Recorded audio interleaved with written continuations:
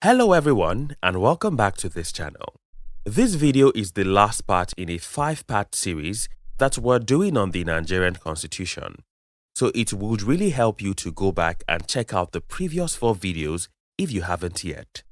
We'll be rounding off this series with chapters 7 and 8 of the Nigerian Constitution. We'll start with chapter 7, and to kick things off, we'll be looking at the federal courts. First off is the Supreme Court of Nigeria.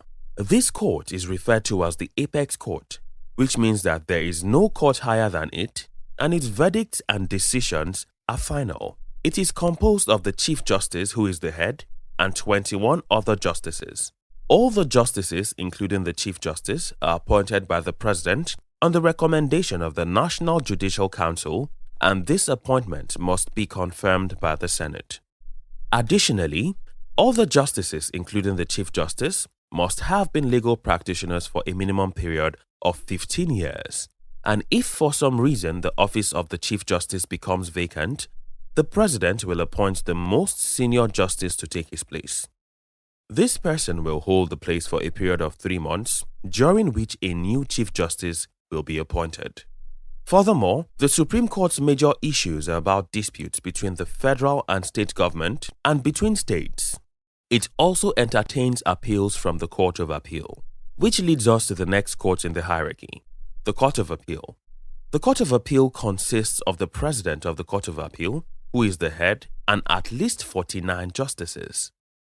Their appointment is made by the President based on the recommendation of the National Judicial Council, but only the appointment of the President of the Court of Appeal has to be approved by the Senate.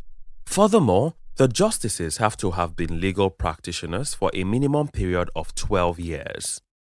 And if the President of the Court of Appeal's office becomes vacant, the country's president can appoint the most senior member of the court, pending the time that a new president is appointed.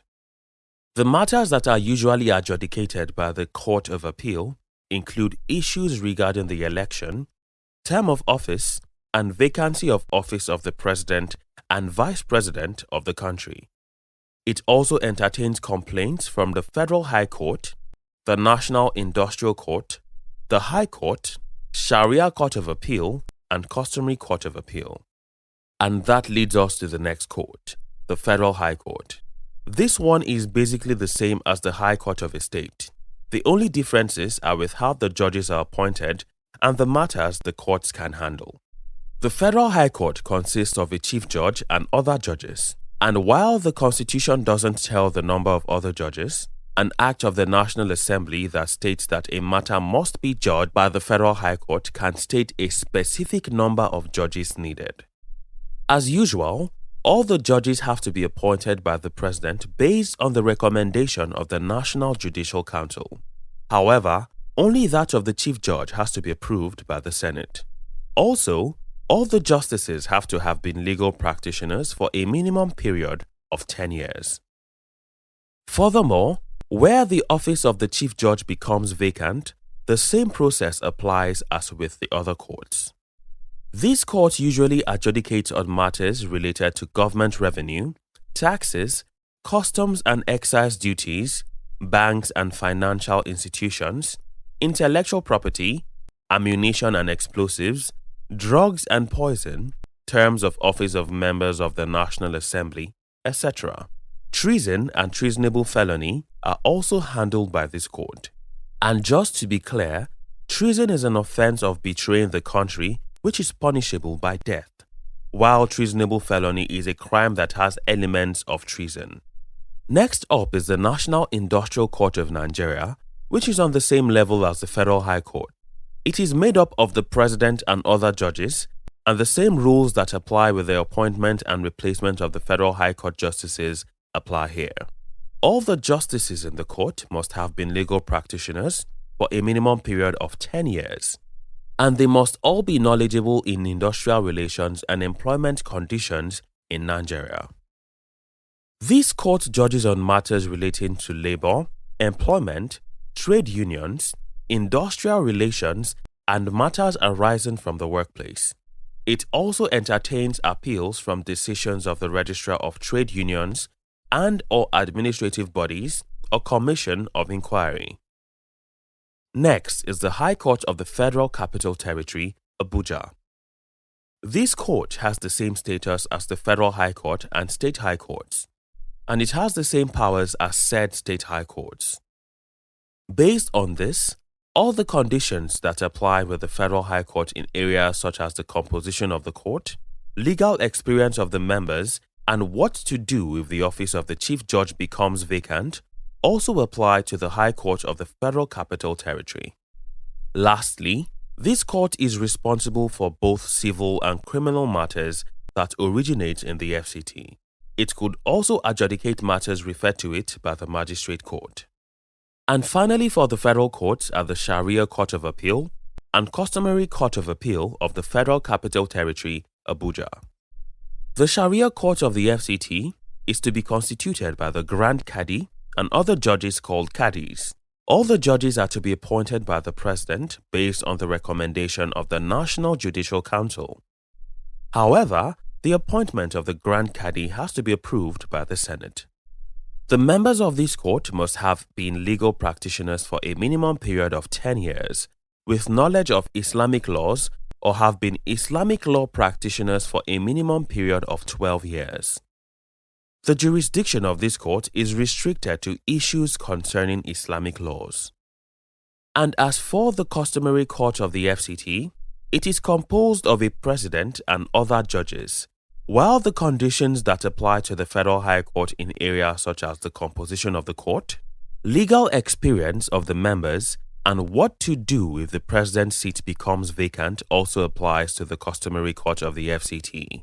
Lastly, the matters it presides over are matters relating to customary laws. And that is that about federal courts. On to state courts. First off is the State High Court.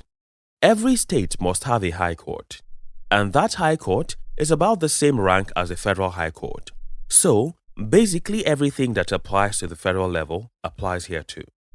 The only difference it is the governor that does the appointment instead of the president, the State House of Assembly does the approval instead of the Senate, and the State High Court adjudicates on civil and criminal matters within the state.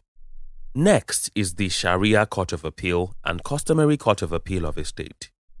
Everything that applies at the federal level applies at the state level too. The exceptions are appointments are done by the governor of the state, approval is made by the State House of Assembly, and the state courts adjudicate matters within the state.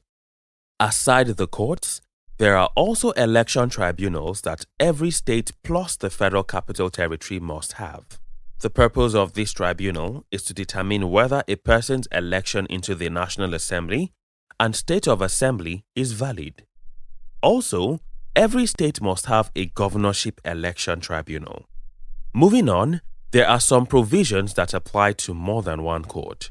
For instance, judgments made by the Federal High Court, National Industrial Court, and State High Courts can be enforced in any part of the country.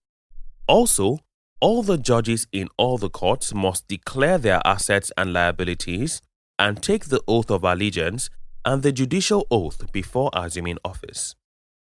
Judges of the Supreme Court and Court of Appeal can choose to retire at the age of 65 or will cease to be judges at the age of 70.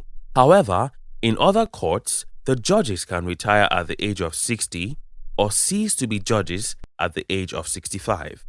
Furthermore, the heads of the courts can only be removed by the president or governor, depending on whether it is a federal or high court, with the advice of the Senate.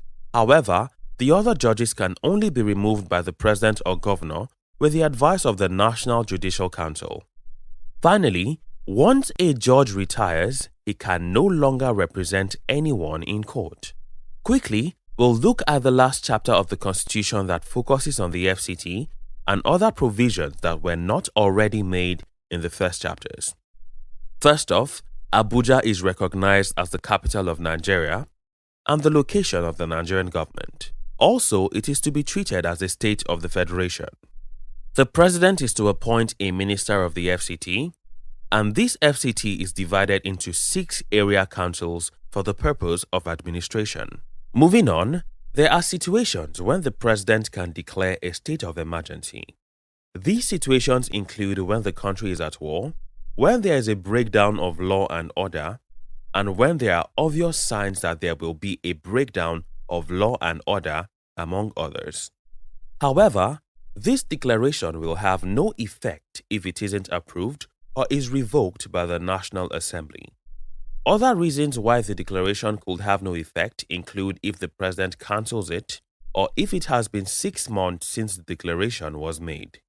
If the president or vice president wants to resign, he must notify the Senate president. And if the governor or his deputy wants to resign, he must notify the Speaker of his state's House of Assembly.